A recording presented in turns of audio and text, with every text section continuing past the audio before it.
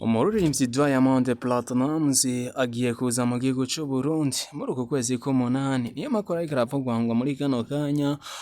ni kuva inyuma y'imyaka myinshi cane gose umuririmbyi Diamond Platnumz adahonyoza ikirenge hano mu gihugu cacu c'u Burundi. Biriko biravugwa ngo mbega ni bande bagiye kuba bamwakira. Yaheruka guhonyoza ikirenge mu gihugu c'u Burundi hari umwaka wa 2016 ndetse aho yari yatumiwe na Platnumz.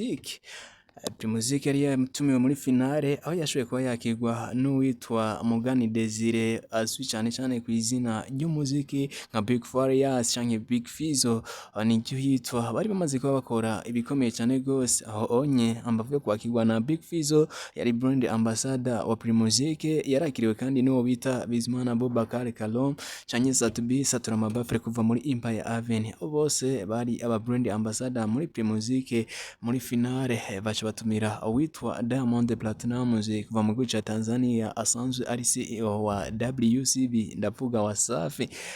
na cane ko yaragezeho mw'ico gihe iyo myaka yose kuva mu 2016 gushika no munsi. Uwo mugabo w'igihangange muri East Africa numwe mu baririmbyi bakurikiranwa cane gose, ndetse ku rubuga rwa YouTube afise abamukurikirana barenga miliyoni 10 hariya ku rubuga rwa YouTube. Ni ukuvuga araza afata ikibanza ca mbere by'abamukurikirana cane hariya ku rubuga rwa YouTube, akazakurikira n'abandi bagiye batandukanye, ariko Diamond Platnumz kuva mu gihugu ca Tanzania niwe ayoboye hariya ku rubuga rwa YouTube. Ariko ntibivuze ngo aniwe mugwizatunga asumvye abandi bose baririmbyi binjiza amafaranga menshi biciye ku mbuga ngurukana bumenyesha nyuma y'iteramo bigiye bitandukanye, ariko kandi baba artiste. Ariko kandi bumve ko iyo nkoni yo kuyobora biciye hariya ku rubuga rwa YouTube ayifashe neza cane gose. Mbega biraza kugenda gute? Ninde muririmbyi aza kumwakira no mu gihugu cacu Burundi? Nimba vyo barukuri kino giteramo gitunganije gute? Turi mu kwezi kw'indwi, kwezi kwa mukakaro, tugiye kuba twinjira neza muri Nyandagaro, turi mu mpera z'ukwezi kw'indwi.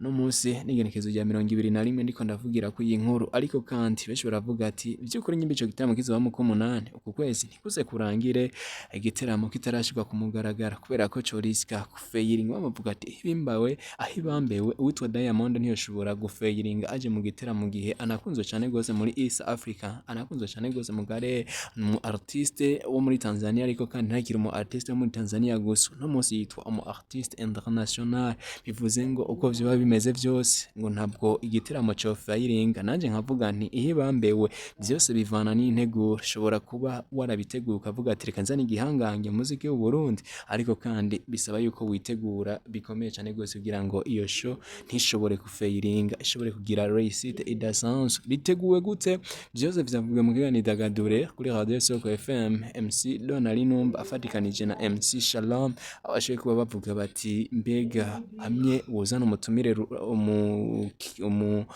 artiste rurangirana, umuririmbyi rurangirana nka Diamond utateguye itere igiteramo uribaza ko cogira réussite. Ati rero birasaba yuko ufata agatebo kicara kugira ngo ushobore gutegura igiteramo kimeze neza cane gose, kino giteramo kikaza kikagira réussite. Amakuru avugwa ngo nuko ari Primusic nyene ishobora kumuzana mu ciste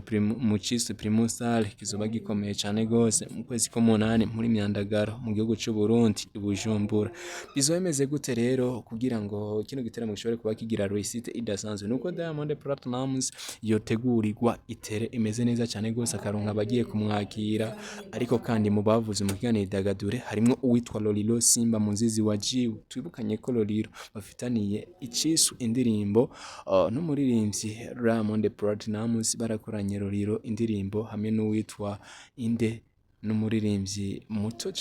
akunzwe cyane gose, umuririmbyikazi w'umurundi akunzwe cyane gose yitwa nde. Ndaje ndamubabwire mu kanya gato. Banza usafashe ukore subscribe kuri no rubuga rwa YouTube, hanyuma nikomeze kubandanya bigenda neza cyane gose. Nyuma yo gukora subscribe ku rubuga rwa YouTube, wibutse gusangiza n'ayandi n'amakuru agiye atandukanye tugenda tubahereza biciye kuri runo rubuga. Ariko ndavuga nti Diamond Platnumz yarakoranye indirimbo nande na Lolilo Rizzo, aho yari kumwe n'umuririmbyikazi w'umurundi akunzwe cyane gose, afise ijwi ritangaje. Amaze gukorana indirimbo n'abandi baririmbyi bagiye batandukanye mu gihugu cyacu Burundi. Naho se wundi ni Olga. Mbega niyo Diamond yaza kugataka ku Burundi, Olga azotumirwa. Diamond Platnumz azokwakirwa n'uwitwa Loliro Simba muzizi waje mu gihe inyuma y'imisi mike cyane gose tugeze kumva tuvuga ko Loliro hagati ya Loliro na Diamond badacana uwaka batariko baragenda bahuza bimeze gute bigiye kuvugwangwa gute bigiye kwakirwa gute amwe Diamond yoza ugataka ku Burundi Loliro mbega ntatumigwe ico gitaramo urumva cyo kundo ariko kandi nibaza yuko buri murundi wese yokwishima yumvise uwitwa Loliro Simba muzizi wajiwe ntare rugamba narashazi cambara Burundi atumiwe m'ico giteramo ibintu bigakomeza kubandanya bigenda neza cyane gose birakomeye cyane gose ariko kandi biranavugwangwa ko biranasabwa ko m'ico gitaramo kandi bakeneye uwitwa Bizimana Abubakar Kalum na cyane ko ni Satpi beshi niryo bamuzi ko nk'umusani mu Burundi akomeye cyane gose cyane ko mu batosi bayobamwe kubera ko niwe muririmbyi no munsi afise indirimbo zigezweho ni muririmbyi ari kuri hit no munsi muri no mwaka wa 2026 mbega ari nkame Bizimana Abubakar Kalum yosiba igiteramo cyo kwakirwa gute rero mu bo kwakira Bizimana Abubakar Kalum nawe yoza akazamo ngo witwa Melanine Boy na cyane muri izi generation nayo witwa Fernando ai na Jafise yotanga uyu munsi n'ubwo ari mu barimbyi bakunzwe Dramati hibambewe ndetse n'uwitwa D1 ariko boza bakaririmba ariko kandi mu bari artiste babakomeye cyane gose boza bakamwakira uyu nitwa mushiramo uwitwa Melanine Boy nawe twamuha ikimanza gikomeye cyane gose mu boze bakagira uruhara rukomeye cyane gose mu kwakira witwa Diamond Platnumz witwa Bface on the floor ntitwamyibagiye kubera ko nawe nyene afise ikimanza gikomeye cyane gose no muziki w'u Burundi maze gukora ama collaboration international hakugira amazi bivuze ngo aratandukanye n'abakiri ku akiri batarakora ama collaboration international no Bface on the floor itere arayizi azi ivyo yagana Diamond azi igikomeye cyane gose bashobora kubihaga ariko turaraba ati mbega uyu unyafise ijunja rimeze gute byose babikomeye cyane gose tubishira muri gahunda mu kuza gutegura ibiteramo bigiye bitandukanye biza gutumirwa nk'aba legend weruka twarabonye inserte zigiye zitandukanye mu kwakira Harmonize mu gitaramo cyabaye mu mwaka wa 2020 neza na neza muri Sextapes Nyakabi kwitwa Loliro Simba yaragiye kuba yakira Diamond Platnumz ariko benshi bavuze ati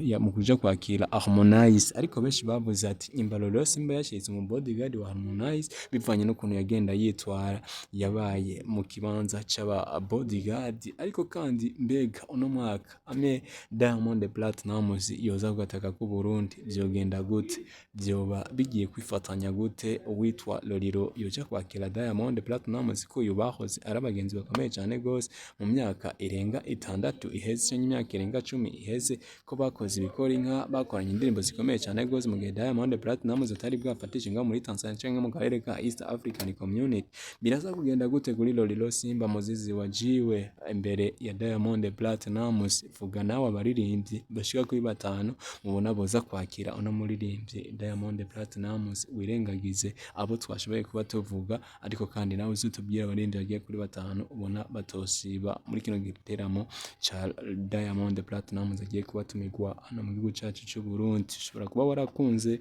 abagiye batandukanye ariko nagomba gusaba intuze gushiramo gufana kubera ko biza kuba bikomeye cyane gose abaza kumviriza hino iganiro ndetse bikaba binabega izo message zanyu ziraza kubafasha dukeneye commentaire nyinshi zitandukanye kugira ngo nimeburi kuno kwezi kuze kurangira mwamaze kuba mutanga icifuzo cyanyu murafana ndabizi murashikira abarundi ariko kandi twifuza yuko muzoza mu kirori muba mwigiye gute mwishimiye mwikundiye cyateguwe neza cyane gose cyashizemo ibikomeye cyane gose hakaza abaririmbye mukunda Diamond Beyonce muramukunda kubera ko ndibuka ko mu myaka 3 iheze indirimbo za Diamond Platnumz zarigeze kuba ziharira no kugataka ko Burundi ariko kandi uno munsi bona yuko muziki w'u Burundi ukunzwe cyane gose mbega nindazohagurutsa abantu imbere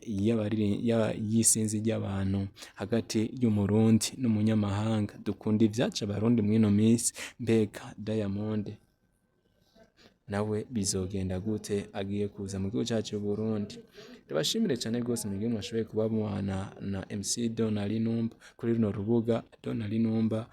mukomeze kubandanya mushigikira Imana ikomeze kubandanya ibampera umugisha bye bye murabeho